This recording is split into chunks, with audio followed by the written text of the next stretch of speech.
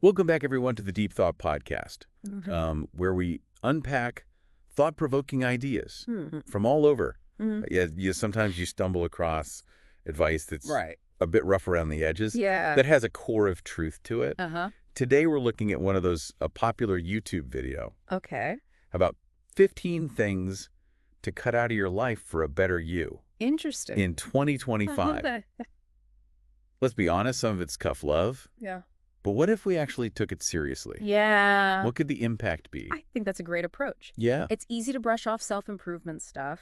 Right. But there's usually something valuable underneath if you're willing to dig a little. Okay, so this video jumps right into the deep end with toxic relationships. And it's not just about romantic partners. Right. It's friends, family, anyone who brings you down. They even use this term shady shifters. Oh. People who seem friendly, but talk behind your back or subtly undermine you. Have you ever dealt with someone like that? Oh, yeah. It's incredibly common. Right. What's fascinating is that we often don't recognize it right away. Right. Because it's not overt hostility. Yeah. It's that slow drip of negativity that erodes your confidence over time. The video's point is that you don't need that in your life. Right. Surrounding yourself with people who are genuinely supportive is key. Absolutely. But then it takes this interesting turn. Oh. It goes from cutting out toxic people to cutting out the toxic past. Right. It's all about letting go of grudges, forgiving people who've wronged you. Right. And stopping dwelling on your own past failures.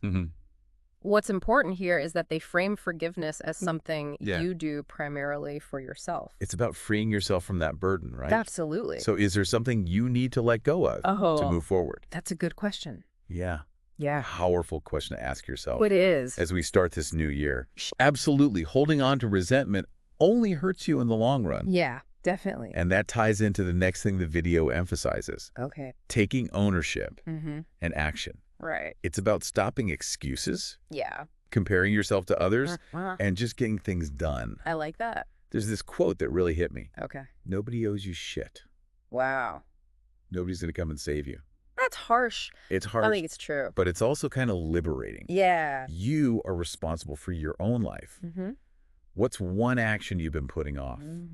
How can you take even a small step towards it today? The key is to break down those big, scary goals into smaller, manageable actions. And speaking of things we need to take action on, the video dives into a big one. All right. Cutting out toxic consumption. Okay. They split this into two categories. Okay. Physical and mental. Got it.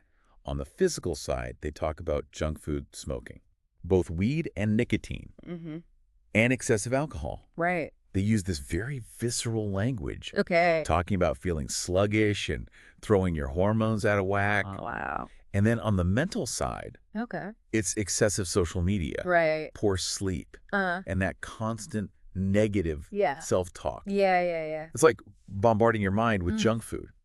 It is like that. What's interesting is how they connect this back to taking action. If you're constantly draining your energy with these things, you're not going to have the mental or physical capacity to actually pursue your goals. That's true. Which leads perfectly into their next point. Okay. Setting realistic goals and commitments. Okay. They warn against overcommitting. Yeah. Which I think we're all guilty of. Oh, for sure. Especially around this time of year. Absolutely. It's so easy to get caught up in the new me energy and try to change everything at once. Yeah. But that usually leads to burnout. Right. And feeling overwhelmed. Absolutely. Instead, they suggest focusing on just one or two key areas for improvement. I see. What do you think? Have you ever fallen into that trap of trying to do too much at once? Absolutely. Yeah. Oh, absolutely. I think we've all, that New Year's resolution list that's a mile long and ends up gathering dust by February. Right. It's much more effective to choose a few things that really matter to you. Yeah. And focus your energy there. And one of the things this video really hammers home is the importance of prioritizing your physical and mental health. It's not just about looking good. Right. It's about feeling good and having the energy to live your life to the fullest. They get pretty specific here. Okay. They talk about aiming for a body fat percentage below 18%. Wow. And making exercise a non-negotiable part of your routine. And they don't sugarcoat it. They flat out say you will regret it if you don't prioritize your health. It's a bit of a wake-up call, isn't it? It is. It's easy to let those things slide when we're busy, but the truth is our health is the foundation for everything else. Exactly. And it doesn't have to be about drastic changes. Right. Even small, consistent steps towards better health can make a huge difference. For sure. What's one small thing you can do today to take care of yourself? That's a great question. Whether it's physically or mentally. Love that question. Yeah. Now, this next point is one I wasn't expecting. Okay. They talk about cutting out the belief that money will solve all your problems. It's challenging that whole money equals happiness idea. Yeah. What's fascinating is that they don't say money is bad, but rather that it's just a tool. It gives you more options. Right. But it doesn't magically solve all your internal struggles. So it's about shifting your focus, right? Right. Instead of chasing wealth as the answer, you ask yourself, what would truly make me happy? Even if money was no object, what would your answer be? It's a great question to reflect on. Yeah. Because often what we truly crave is meaning, purpose, connection, things that money can't buy. And finally, we get to what I think is the most powerful point. Okay. In this whole video, confronting and overcoming fear.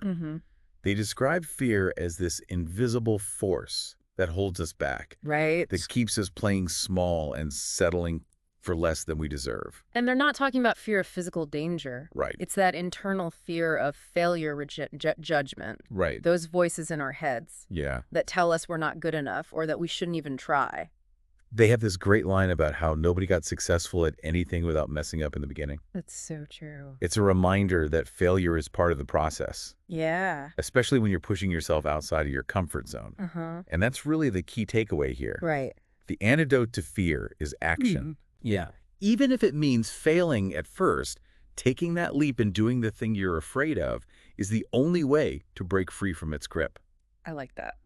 What stands out to you about this whole idea of fear and how it can hold us back? What strikes me is how often we let fear dictate our choices without even realizing it. Yeah. We stay in jobs we hate.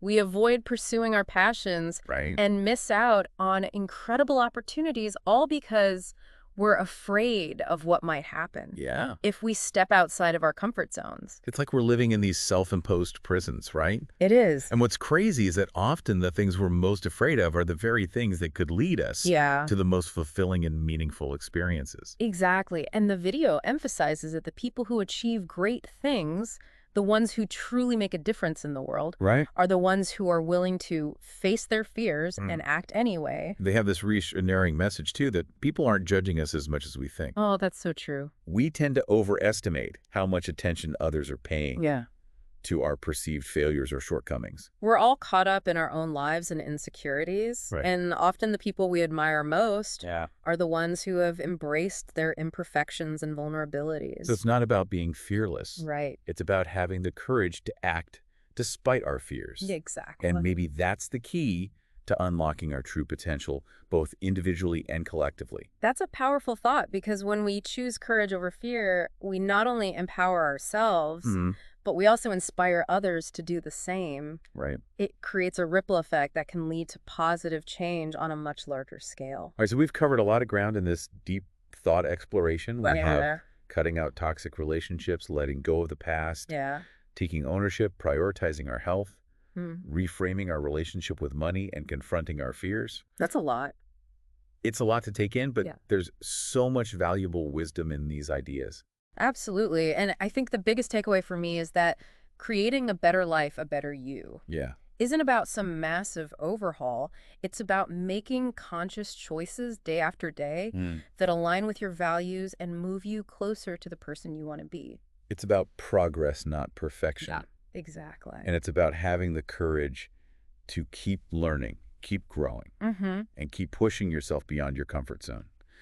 So as we wrap up, I want to leave you with this question. Okay. What's one thing you're going to cut out of your life this year to make room for something better? And what's one thing you're going to commit to doing, even if it scares you a little? We'd love to hear your thoughts. Thank you for joining us on the Deep Thought Podcast. If you enjoyed this deep thought exploration, please hit that like button and subscribe to our channel so you don't miss any future episodes. And be sure to check out our other podcast, where we dive into a variety of fascinating topics that will challenge your thinking and expand your horizons. You can find links to all of our podcasts and other resources in the show notes below. Until next time, keep those minds curious and those thoughts deep.